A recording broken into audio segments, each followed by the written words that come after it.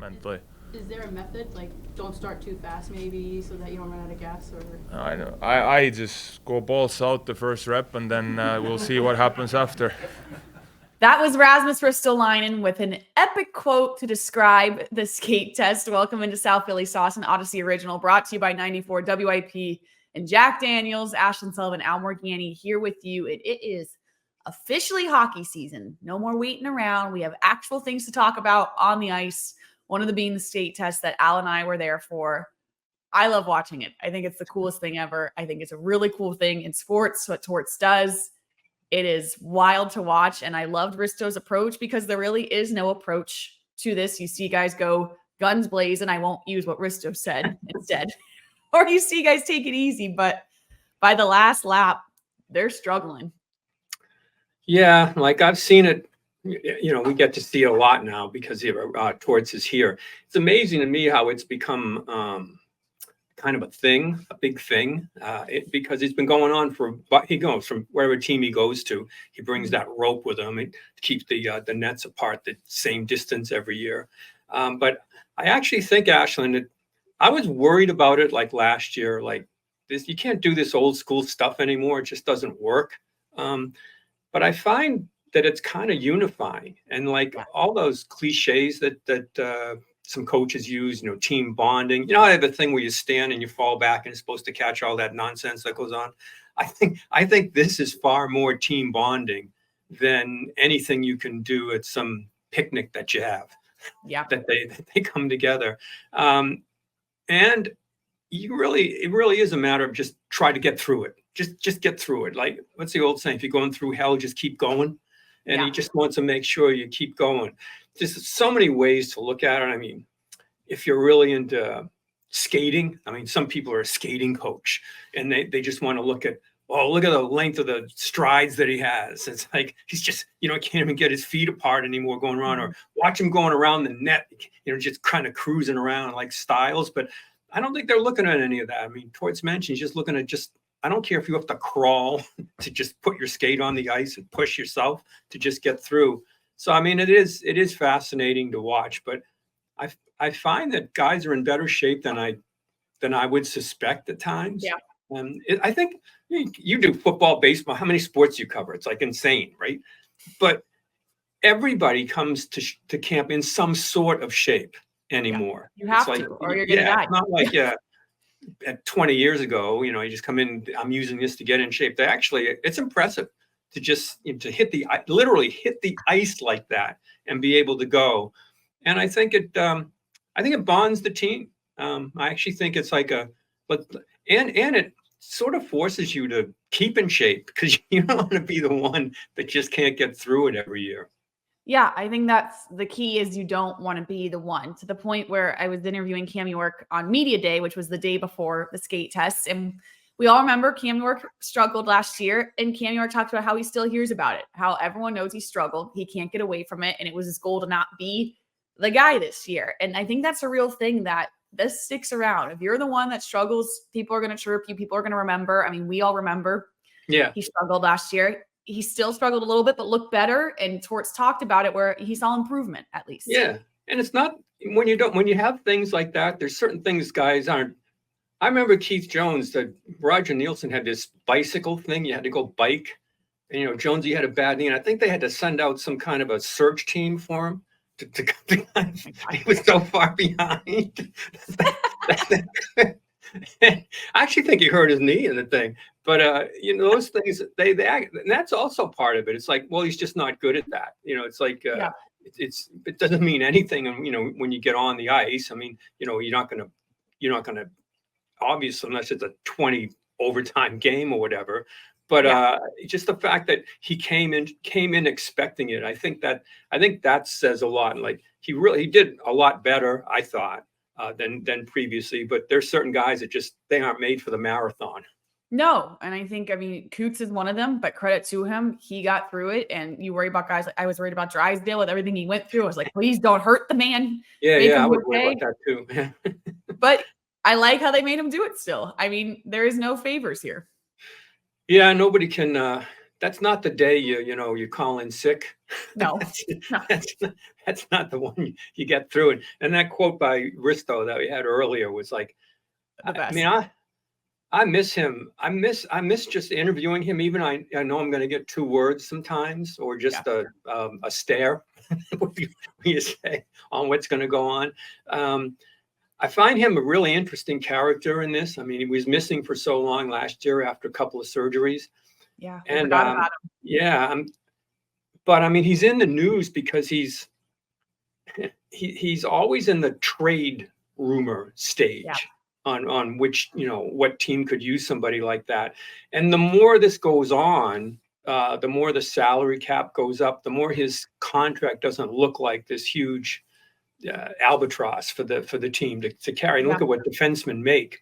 And they could really use, I mean, honestly, at the beginning, I thought he was one of the most improved players under Torts, from one year under Torts to the next, in the way he played the game, the way he pushed the game outside. So I think he's kind of a forgotten name that's gone on that could be a real big part of what's going to go on here this year. Yeah. And I think credit to him for coming back. He said he's healthy. And I didn't realize he talked about how he's missed the past 3 season openers from being unhealthy, and how much he's looking forward to going into a year where he doesn't have to worry about stuff. So he is a massive piece, and he is hysterical, and he's not trying to be. And I think that's what makes him so funny. No, it's like I remember last year we were talking to him. I was asking him about the South Philly sauce, who throws the best sauce on the team, and he just looked at me and goes, "They throw hand grenades." I'm like, all right, it's pretty simple like that. And I asked him, like, I listen to a lot of music, even some Finnish groups, right? And he goes, "I don't listen to music, not much." Okay, that's about right. I just play hockey. He's a simple man. Yes. I think last media day, I'll never forget, we interviewed him. We did a sit down with him. And I was asking him about Philly. I asked all the guys about Philly, and they're like, "Oh, favorite restaurants. This is so cool." Like, they were so elaborate. And Risto goes, "I don't leave my house unless I go to Whole Foods. That's it." I love the post-game stuff when somebody, I just stare at you and go, "Well, yeah, I did this, and you couldn't see it, you idiot." You idiot. It was pretty. So I mean, I think he's, and most importantly on the ice, if it play physical and just keep in your spot. Like, there were times I thought Torch should have taken that rope that he uses in that skate test and put it on him to stop him from going chasing the play here and there, and he didn't do it as much. And I thought he was a much more effective player. Yeah, we're excited for him this season. And really, I think after being there for the skate test, you look forward to this year. It's nice to be back. It's nice to see the guys. And it was nice to hear from John Tortorella. We hadn't heard from him since this past offseason, and a lot of questions. And there's 2 points that we want to throw to, because I think they were massive for him to be so honest about the organization. So let's hear what he had to say about where he thinks what went wrong last season with them missing the playoffs. Yeah, my biggest regret is I don't think we played well enough in the areas at the end of the year. I think I said that to you guys at the end of the year. I don't think I put enough time into that. And as coaches always talk about, come late in the year, that neutral zone shuts down. I think we were probably one of the best transition teams in the league, right? And you kind of, I think my blinders were on in watching us play that quickly and quite well. I think we struggled finishing, but we created a lot of offense off transition. I did not do a good enough job in making sure we can play another way at a certain time of the year. I think that hurt us. And I thought our goaltending, it struggled, and rightfully so. And as I said, it's not to blame Urs. I wore him out. But at that point in time, that was the decision we made. We felt he was the best one to give us an opportunity, and it was kind of force-fed to him, and that hurt us. So a combination of both things. But the one that has bothered me all summer is I think I let the team down, and I didn't put enough effort or enough focus into rebounds, deflections, playing under the hash, and creating offense through some grind when we needed it. You know, we can talk about our goaltending. It struggled at the end of the year. We didn't score any goals either. and that's why you end up whatever we were.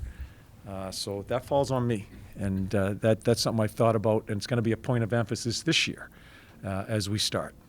So Al, I loved how honest he was. I loved how he admitted that he feels like he drove Ersson into the ground, and it's no one's fault because of the situation. That's what the Flyers had to do, but the goaltending wasn't where it needed to be at the end of last year. We all know that. And for Torts to be able to reflect and say that he didn't really adapt the game enough when the postseason got here. And I was a little confused by that. And I asked you, so I think it's important you explain to fans what he meant by that, because I thought they were kind of changing, but in Torts' vision, they didn't change enough.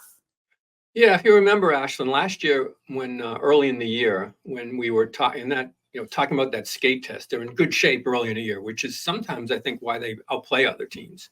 They're in such good shape. But remember early in the year where everybody was saying the Flyers work so hard, and Torts, and a lot of people, including myself, I think, were thinking, oh, he's just trying to be counterintuitive or whatever, when he would say, it's not that we're working that hard. We are working hard, but this is a fast team. And everything was done off the rush, and they were fast. And he kept stressing that he wanted them to be a fast team. That was the year they were going to work on offense to get everything going, to get some more opportunities, whatever. And they scored off the rush, and they were fast coming in through the neutral zone. Mm-hmm. And then, and he did warn, I got to say, he did warn throughout the year that this is going to get more difficult as the season goes on because the teams play different defense. And they shrink the neutral zone in essence and try to get through it. It's very difficult. And I think the point he's trying to make is we couldn't get through it, and we couldn't get we call greasy goals, dirty goals, rebound goals, tips, whatever. We're relying too much on speed, getting through the way we played throughout. So I think he was trying to take some responsibility. And in other words, the goaltending struggled. We couldn't score goals at times, but it was my fault that I didn't adapt our style of play, more static maybe in the offensive zone. However, and if that power play had just been just even 3 ticks below what you would expect normal, I guess, I don't think they would have had those issues. They would have had goals. And I think that's the elephant in the room that wasn't addressed in terms of why we couldn't get anything done. Would have been a huge difference. And I think they have the components this year to make that different.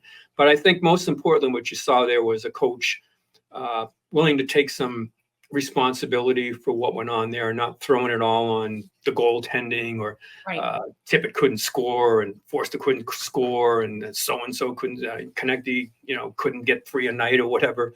It was like, part of it was me not stressing enough that we have to play a little bit differently. Right. And I love the honesty, and it's to the point where we left. We're like, power play really should have been addressed, but it's at the point where you can't even ask anymore because we don't know what's going to change. You put guys in a bad position when you ask about it right now, because we haven't seen it in training camp. Or I think in a week it's fair to ask.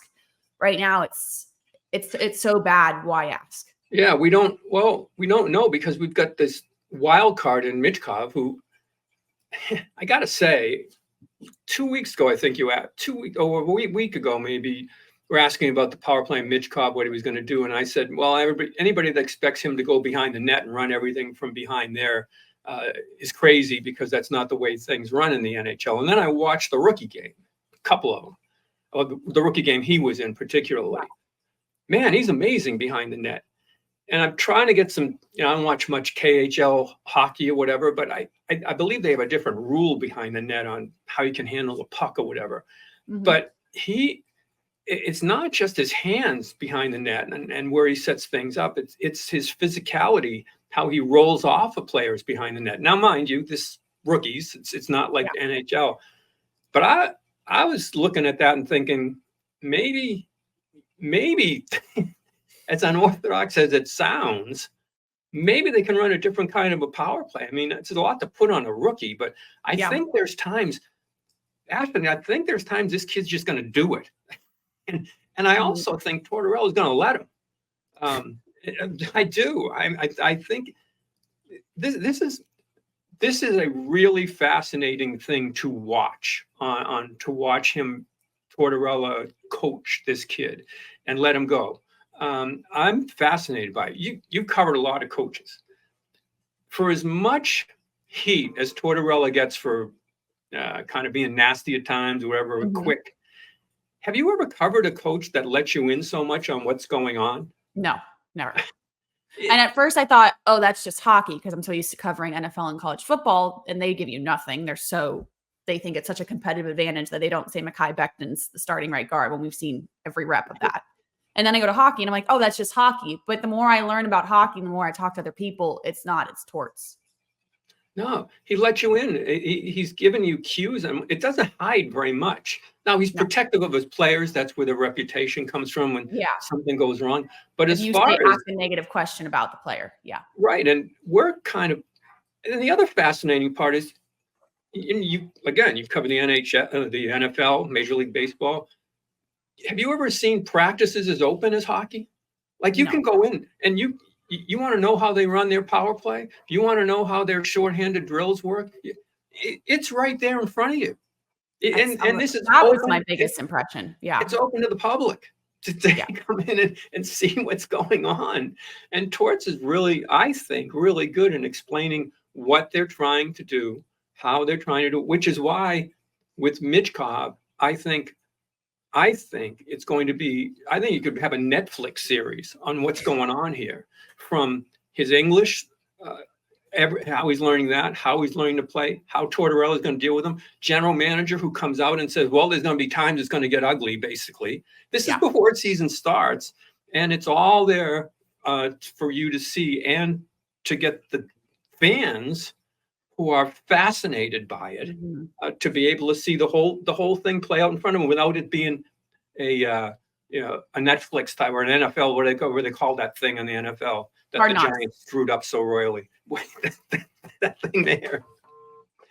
Yeah, it is fascinating, and he's such a figure now. I mean, whenever we post on social media, if it's Michkov related, it could be him just standing there. I mean, I tweeted out a clip of him just standing at media day, and it was my highest performing tweet in like years. And all he did was just stand there. It was like, it's unbelievable the impact he has. And I think if it works, the power play is just so desperate to be fixed. I don't think we should care about putting too much pressure on him or wearing him out. Like, it just has to be fixed. Yeah, it'll be a part of it. And then the other part that's remarkable is they have a defenseman, Bonk, coming up, who's another terrific character to deal with. Who runs the power play as a defenseman in the bumper position, which I covered hockey a million years. I've never seen that. So if the future for the Flyers is a Russian behind the mad Russian behind the net and a defenseman in the bumper, I'm like, it's literally bonkers. But it might be the future on what's going to happen. In the meantime, I think this kid's creativity, and it'll help everybody. That's what, much as you want to complain about the coaching in it, everybody runs a basic system, whatever. If you don't have guys that can throw sauce across the ice, that can go seam pass, this, that, it's really difficult to get it going. And we saw that last year. And the Penguins have terrific play. Theirs goes dry at times, but you need that. They've been looking for something to unlock this forever. So if this kid's got the combination, Torts is just going to let him go. Yeah, absolutely. And I forgot to tell you with Cam York, to quote a hockey term, a thing of beauty, this man is in interviews. He was telling me that Michkov, his nickname from everyone is Mitchie. That's what everyone's calling him. And I was like, oh, Cam, like what else do you call him? I know you have some other nicknames for him. He's like, oh, Mad Russian, Russian Hobbit. It's like, you call him that? Like, oh, yeah, he loves it. Russian Hobbit. Oh, God. Oh, man, that York. This guy, and by the way, he and Drysdale, they are so important to what's gone on. In addition to having a really good attitude coming in, I mean, to have sort of this easygoing, good vibration type of thing, their commitment to coming in shape is really going to be important to this team. That if those two develop the way I expect, especially York this year, that could be a strength that I don't think a lot of people are seeing coming into this season. Yeah, and it speaks to what we just heard from Torts, that the kids just have to step up at this point. And speaking of that, I thought he was fantastic when there's expectations for this year and everyone assumes they're just going to make the playoffs because of what happened last year. Let's hear what he had to say about the status of this team going forward. This year, no free agents, right? Misha's the only one coming in. We don't have any money. We won't have money next year. Now the kids have got to get better. They grew. We've got to ask to be better. All of us have to be better because this is kind of our group. There may be a couple of guys here and there, depending on what happens in camp. I'm anxious to see some of these exhibition games that change something. But a lot of our lineup is going to be a lot like last year. So we have to get better. And because there's no help coming free agency. Not for a couple of years. It's just where we are as an organization. And quite honestly, I'm glad it's that way. Because I think when you think you need a free agent now, you forget about the process of building. We still have a lot of work to do in growing with our youth. So this year is, okay, Tip, Forster, Cam York, all those guys, and those to name a few, we're really happy with your progression, but it's not good enough. We got to keep on getting better. And that includes the coaching staff in how we coach, as I was just explaining to Jackie. We have to do things differently also. You can't keep on being the same guy. We have to evolve as a coaching staff, teach our same principles, but maybe in a different way of messaging to make sure we're on top of things. And that's why Cam York and Jamie Drysdale are such a good example of what you just said, Al. It's to the point where they're young guys, they're kids, have to take a step in the right direction to become, I'm being old here, young adults. They have to mature. They have to be what they are supposed to be. He mentioned guys like Forster, Farabee, York. I mean, there's a bunch of them. There's a good 10 of them that have potential, but they need to reach that this year because he's right. They're not at a point in their franchise where they can just go pluck the big free agent and call it a day. Yeah, it's when you're a professional athlete, you age. You know how they say like dog years for dog? Well, that's kind of like you're only like a kid for a year, and then you come back like, okay, that's over. Now show me the numbers. Mm-hmm. Let's see what you got. We live with a year, maybe two. And in hockey, we're talking 19 and 20, or maybe even 18 to 19. And look at Farabee. I mean, he's still young, right? But it's like, okay, now you might as well be 30. Yeah, you're the veteran that we're going to lean on here. And I think that's what you see. And I think Torts is trying to guard against you had a really good year. It's called, I guess the cliche be rest on your laurels, whatever. It doesn't work that way. You start at ground zero again.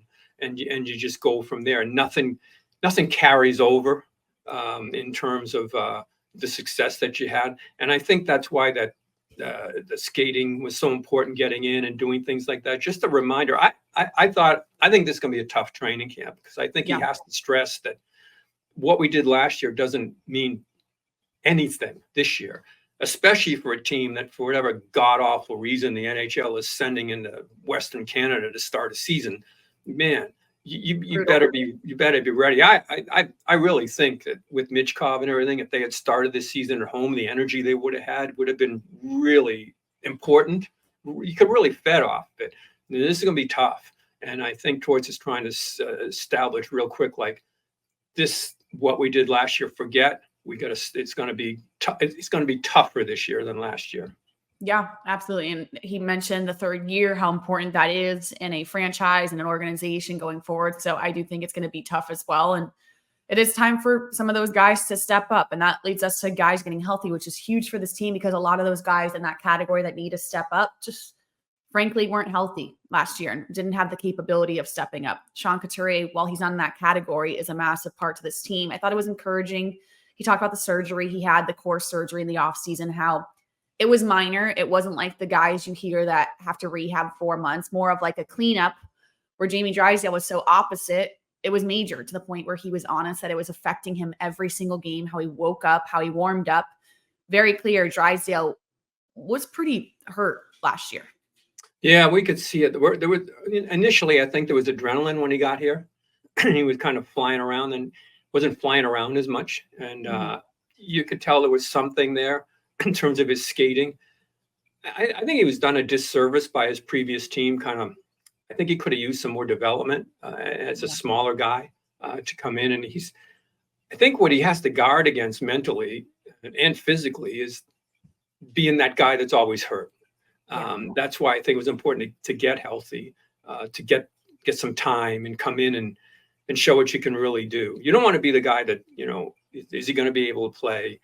But I will say he motored through it for the most part. I mean, he really wanted to be a big part of this. And I don't think it's lost on him, the whole how it happened player that went the other way. It's going to be a big part of the rivalry between the organizations.